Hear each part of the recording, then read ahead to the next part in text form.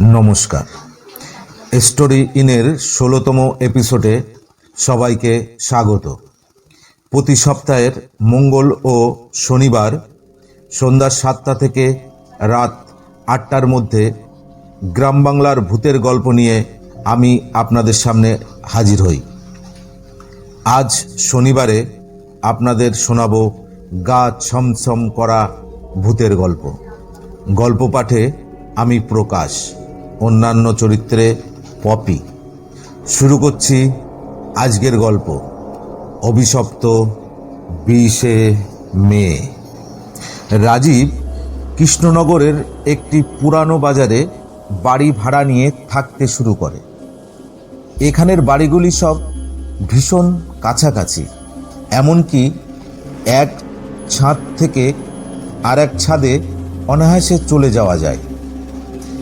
এখানে রাজীব সবে এসেছে, তাই আশেপাশে কারো বা কোনো প্রতিবেশীর সঙ্গে এখনও পরিচয় করে ওঠা সম্ভব হয়নি।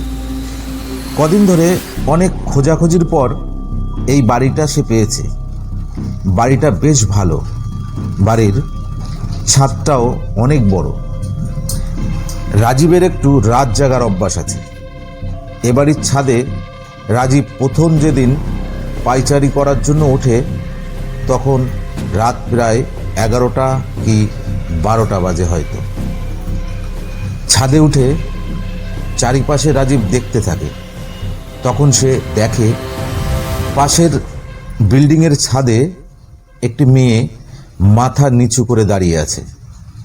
পাশের বিল্ডিংটা এত কাছে ছিল যে একটু চেষ্টা করলেই ওই ছাদে চলে যাওয়া যাবে।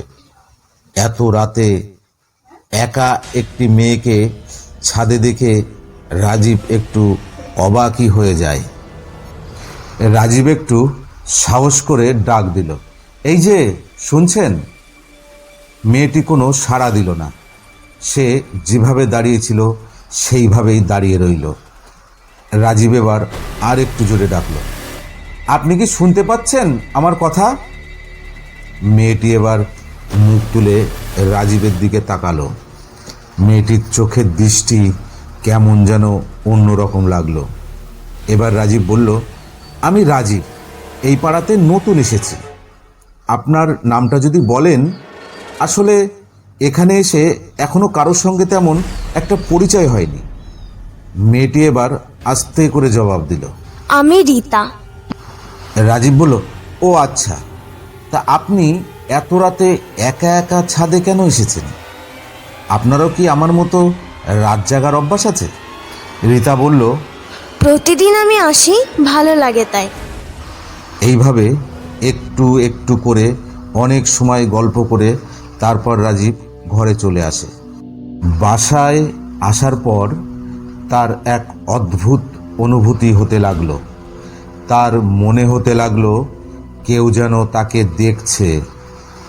ও যখন খাটের পাশে দাঁড়াতো, মনে হতো খাটের নিচে থেকে তাকে কেউ দেখছে। এখনই মনে হয় তার পা ধরে টেনে তাকে খাটের নিচে নিয়ে যাবে। আবার ঘরের অন্য কোথাও গেলে মনে হয় জানলা দিয়ে তাকে কেউ দেখছে। এইভাবে রাজীবের দিন যেতে লাগলো। এদিকে প্রতি রাতেই রীতার সাথে ছাদে গল্প চলতে থাকলো।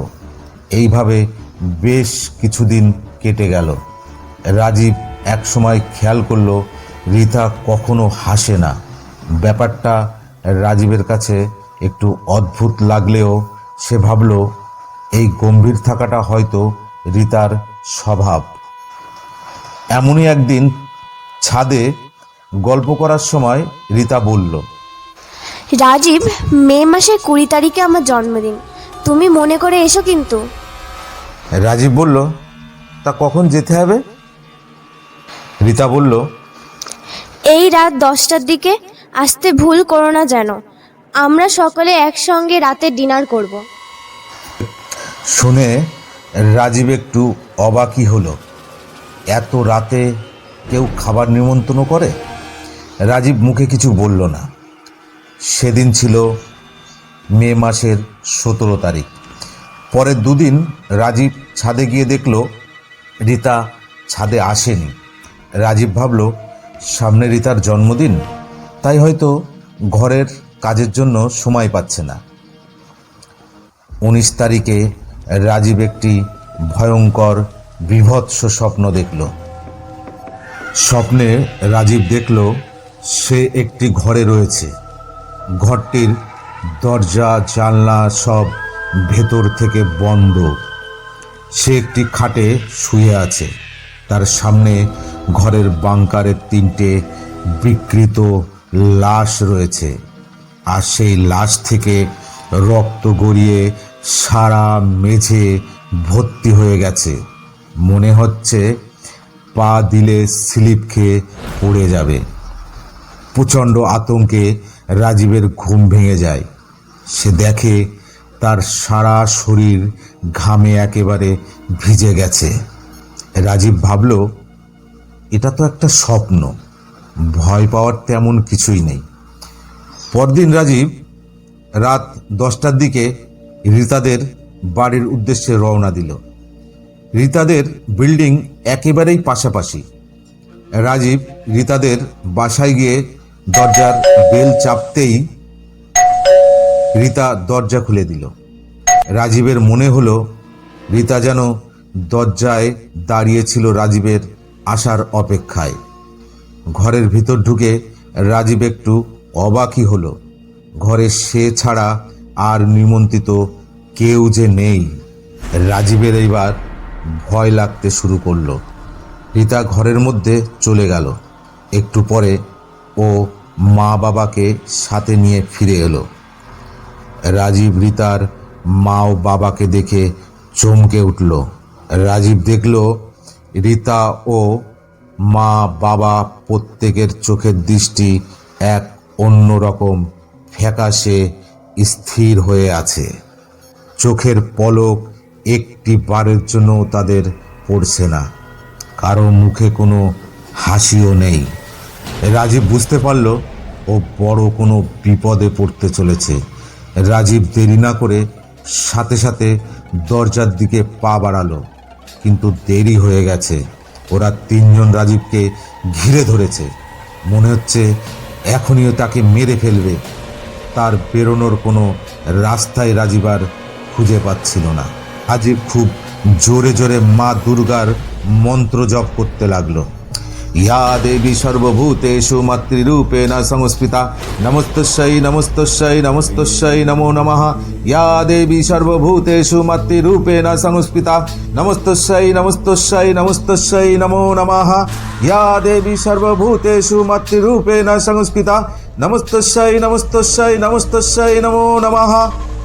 রাজীবের মুখে ভগবানের নাম শুনে ওরা 3 জন চিৎকার করতে লাগলো।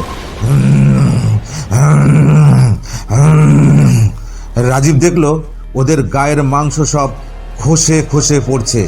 রাজীব কোনো মতে দৌড়ে বাইরে এসে অজ্ঞান হয়ে পড়ে গেল। যখন জ্ঞান ফিরল তখন দেখলো সে হাসপাতালের বেডে শুয়ে আছে। এলাকার লোকেরা ওকে উদ্ধার করে এখানে ভর্তি করেছে। রাজীব সুস্থ হয়ে ওই বাড়িটায় গিয়ে দেখে তালা ঝুলছে। পরে আশেপাশের লোকজনদের কাছে শুনল আজ থেকে প্রায় 15 বছর আগে 20 মে কারা যেন এদের মেরে ঘরের বাংকারে রেখে দেয়। তারপর থেকে প্রতি 20 মে এখানে একটি করে লাশ পাওয়া যায়। রাজীবই একমাত্র ব্যক্তি যে ওখান থেকে বেঁচে বের হতে পেরেছে। এরপর রাজীব আর ওই ঘরের দিকে, ওই বাড়ির দিকে ফিরেও তাকায়নি। তারপর সে ওই এলাকা ছেড়ে অন্য এলাকায় ঘর ভাড়া নিয়ে থাকতে শুরু করে।